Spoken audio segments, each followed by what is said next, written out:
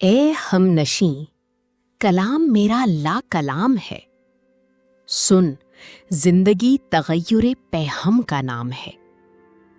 راتوں کو ہے سحر کی تجلی کا انتظار، ہے ہر صدا فراق خاموشی میں بے قرار۔ سوئے خزاں بہاری گلستاں روانہ ہے، ہر برگ کا سکوت سراپا فسانہ ہے۔ نکہت کی کوششیں کہ نکلنا نصیب ہو، موسم کو یہ لگن کہ بدلنا نصیب ہو۔ شمس و قمر کو ضد ہے کہ گرم سفر رہیں، بے رنگیوں میں خالق شام و سحر رہیں۔ شہروں میں انقلاب، بیاباں میں انقلاب، محفل میں انقلاب، شبستاں میں انقلاب۔ کس پر یہاں تغیری نو کا فسوں نہیں، اس بزم میں نصیب کسی کو سکون نہیں۔ السلام علیکم اسٹوڈنٹس، آپ سب کو ویلکم ہے excellence on line learning school میں۔ جلدی سے اپنی نوٹ بکس نکال لیں اور بھرپور توجہ سے سنیں، کیونکہ آج ہم ایک بہت ہی اہم اور شاندار سبق پڑھنے جا رہے ہیں۔ اور ہاں بچوں، اگر آپ نے اس کتاب کے پچھلے اسباق نہیں دیکھے تو ابھی ہمارے چینل پر جائیں اور وہ لازمی دیکھیں تاکہ آپ کو یہ سبق مکمل اور بہتر طور پر سمجھ آئے۔ میں آپ کا ہوسٹ اور پروفیسر ہوں، اور آج کی اس خاص نشست میں ہم احسان دانش کی انتہائی مشہور اور گہری نظم تغیر کا جائزہ لیں گے۔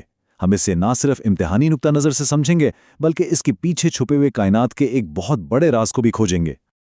اچھا، آج کے سیشن کا خاکہ کچھ یوں ہوگا۔ ہم نظم کے تعارف اور پڑھائی سے آغاز کریں گے، پھر اشعار کی تنقیدی تشریح اور مرکزی خیال پر بات کریں گے۔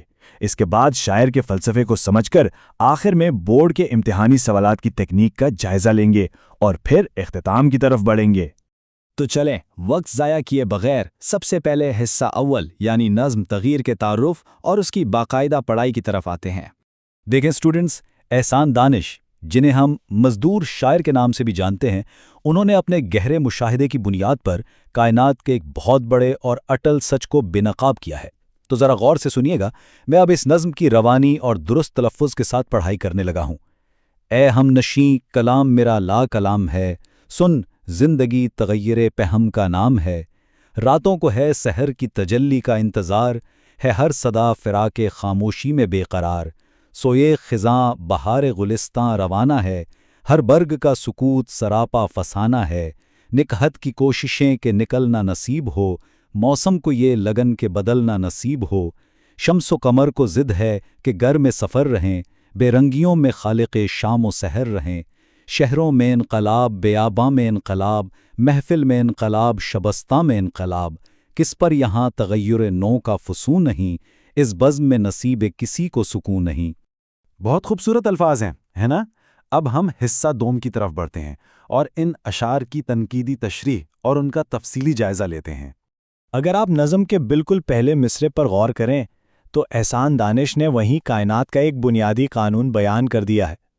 وہ کہتے ہیں کہ مسلسل اور نہ رکنے والی تبدیلی ہی اصل حقیقت ہے۔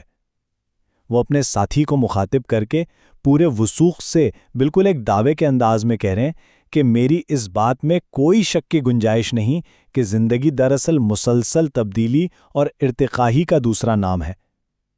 سیدھی سی بات ہے، ٹھہراؤ کا نام موت ہے اور حرکت کا نام زندگی ہے۔ اب یہاں ایک بہت اہم نقطہ ہے، بورڈ کے امتحانات میں بہترین نمبر حاصل کرنے کے لیے ان مشکل الفاظ کے معنی پر آپ کی گرفت ہونا لازمی ہے۔ مثال کے طور پر لفظ تغیر، جس کا سیدھا سا مطلب ہے تبدیلی، اسی طرح پیم یعنی مسلسل اور تجلی کا مطلب ہے روشنی یا نور۔ اسٹوڈنٹس، یقین مانیں اگر آپ تشریح کرتے وقت ان الفاظ کا بالکل درست اور برملا استعمال کریں گے تو ممتحن پر آپ کی قابلیت کا بہت شاندار تاثر پڑے گا۔ تو آخر کائنات میں یہ تبدیلی رونما کیسے ہو رہی ہے؟ تیسرے شعر میں شاعر نے فطرت کے ایک عام لیکن بہت ہی گہرے منظر کو پینٹ کیا ہے۔ ذرا تصور کریں، بہار کا موسم کس طرح آہستہ آہستہ خزاں کی طرف بڑھ رہا ہے اور باغ کے ہر پتے کی خاموشی اپنے اندر ایک پوری کہانی سمیٹے ہوئے ہے۔ دراصل شاعر ہمیں یہ یاد دلا رہا ہے کہ فطرت میں کسی بھی چیز کو دوام یا ہمیشگی حاصل نہیں ہے۔ جو بہار آج اپنے جوبن پر ہے نا، وہ کل لازماً خزاں کی زردی میں بدل جائے گی۔ اب یہاں میں آپ سے ایک سوال پوچھتا ہوں اسٹوڈنٹس، آپ کے خیال میں مصنف اس نقطے سے کیا ثابت کرنا چاہ رہے ہیں؟ ذرا سوچئے، کیا وہ واقعی صرف درختوں اور موسموں کی بات کر رہے ہیں؟ جی نہیں، وہ دراصل پھولوں کی خوشبو، پتوں اور موسموں کے بدلنے کی ایک خوبصورت مثال دے کر ہمیں یہ سمجھا رہے ہیں کہ کائنات کا ہر ایک ذرہ ایک نامعلوم سی بے قراری کا شکار ہے اور مسلسل حرکت میں ہے۔ یہ فطری مناظر تو بس ہماری اپنی انسانی زندگی کی تبدیلیوں کا ایک استعارہ ہیں۔ اب ذرا چھٹے شعر کی گہرائی کو دیکھیں۔ شاعر نے یہاں بڑا بھاری لفظ استعمال کیا ہے، انقلاب۔ عام طور پر انقلاب سن کر ہمارے ذہن میں کوئی سیاسی بغاوت آتی ہے نا؟ لیکن یہاں انقلاب کا مطلب ایک ہماگیر مکمل تبدیلی ہے۔ احسان دانش ہمیں بتا رہے ہیں کہ یہ تغییر محض جنگلوں یا باغوں تک محدود نہیں ہے، بلکہ ہماری انسانی تہذیب، شہروں کی گہما گہمی، سنسان ویرانوں، دوستوں کی سجی ہوئی محفلوں اور یہاں تک کہ ہماری نجی قیام گاہوں اور خواب گاہوں میں بھی ایک خاموش انقلاب برپا ہے۔ وقت کے پہیے کے ساتھ سب کچھ بدل رہا ہے۔ چلیں اب ہم حصہ سوم کی جانب چلتے ہیں، جہاں ہم اس پوری بحث کو سمیٹ کر نظم کا جامع مرکزی خیال نکالیں گے۔ امتحان کے نقطہ نظر سے اگر بات کریں تو اس نظم کا جو مرکزی خیال بنتا ہے وہ بہت واضح ہے۔ وہ یہ ہے کہ اس دنیا میں اگر کسی چیز کو ثبات یعنی ٹھہراؤ حاصل ہے تو وہ صرف اور صرف تبدیلی ہے۔ کائنات کی خوبصورتی، اس کا سارا حسن اور اس کی ترقی کا تمام تر انحصار اسی بے قرار اور متحرک فطرت پر ہے۔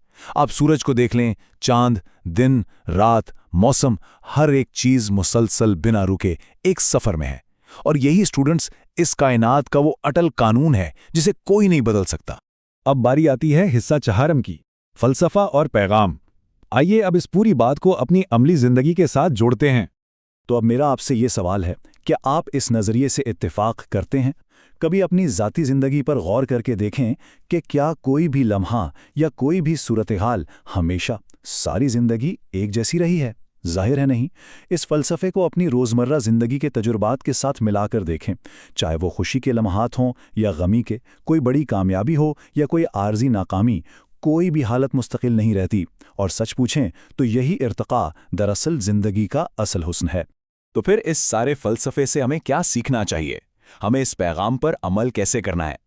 بات بڑی سیدھی سی ہے، بالکل اسی طرح جیسے یہ پوری فطرت مسلسل ارتقاء کے سفر میں ہے، آپ کو بھی ایک طالب علم کے طور پر اور ایک انسان کے طور پر خود کو مسلسل بہتر بناتے رہنا ہے۔ آپ کا علم، آپ کا کردار، آپ کے مستقبل کے اہداف، یہ سب ارتقاء پذیر ہونے چاہیے۔ زندگی کی تبدیلیوں سے گھبرانے کے بجائے انہیں اپنی ترقی اور کامیابی کا زینہ بنائیں۔ اب آتے ہیں آپ کے سب سے پسندیدہ اور اہم حصے کی طرف، حصہ پنجم، امتحانی سوالات اور بورڈ کے پرچوں کی شاندار تیاری۔ دیکھیں بچوں، تشریح کرنے کی ایک باقاعدہ منظم حکمت عملی ہوتی ہے جس سے نمبر ملتے ہیں۔ سب سے پہلے تو سیاق و سباق لکھیں، واضح طور پر بتائیں کہ یہ شعر احسان دانش کی نظم تغیر سے لیا گیا ہے جو ان کی شعری مجموعے نفیر فطرت میں موجود ہے۔ اس کے بعد شعر میں موجود اہم الفاظ کی وضاحت کریں، اور سب سے اہم بات، تشریح کرتے ہوئے اس شعر کو نظم کے مرکزی خیال یعنی مسلسل تبدیلی کے ساتھ ضرور جوڑیں۔ اس فارمولے پر عمل کریں گے تو آپ کا جواب نہایت جامع اور پرفیکٹ ہوگا۔ میں نے یہاں بورڈ امتحانات کے حوالے سے یہ 3 انتہائی اہم سوالات چنے ہیں۔ اگر آپ ان تصوراتی سوالات کو اچھی طرح دل جمی کے ساتھ تیار کر لیں تو ممتحن چاہے پرچے میں کسی بھی زاویے سے سوال گھما کر پوچھے، آپ بآسانی اس کا بہترین جواب دے سکیں گے۔ ہمیشہ یاد رکھیں، رٹا لگانے کے بجائے ہمیشہ تصور اور فلسفے کو سمجھنے کی کوشش کریں، بالکل ویسے ہی جیسے ہم نے آج کے سیشن میں مل کر کیا۔ اور اس کے ساتھ ہی ہم پہنچ گئے ہیں اپنے آخری حصے کی جانب، حصہ ششم، اختتام اور آپ کی سیلف سٹڈی۔ نظم کا وہ آخری اور زبردست مصرع ہے نا کہ اس بزم میں نصیب کسی کو سکون نہیں، یعنی اس پوری کائنات میں اس بزم میں کسی کو بھی سکون یا مستقل ٹھہراؤ نصیب نہیں ہے۔ اسی لیے آپ بھی رکے مت، اپنا سیکھنے کا سفر مسلسل جاری رکھیں۔ اسٹوڈنٹس، اس سبق کے نکات کو اپنی تحریر میں ڈالنے کی کوشش کریں تاکہ امتحانی تیاری بہتر ہو سکے۔ اگر آپ کو یہ سبق پسند آیا تو ویڈیو کو لائک کریں اور اپنے دوستوں کے ساتھ شیئر کریں، اور ہاں، برائے کرم ہمارے اس پلیٹ فارم کو سبسکرائب کرنا نہ بھولیں۔ خوب دل لگا کر محنت کریں اور اپنے خوابوں کو حقیقت کا روپ دیں۔ اگلے سبق تک کے لیے اجازت دیجیے۔ خدا حافظ۔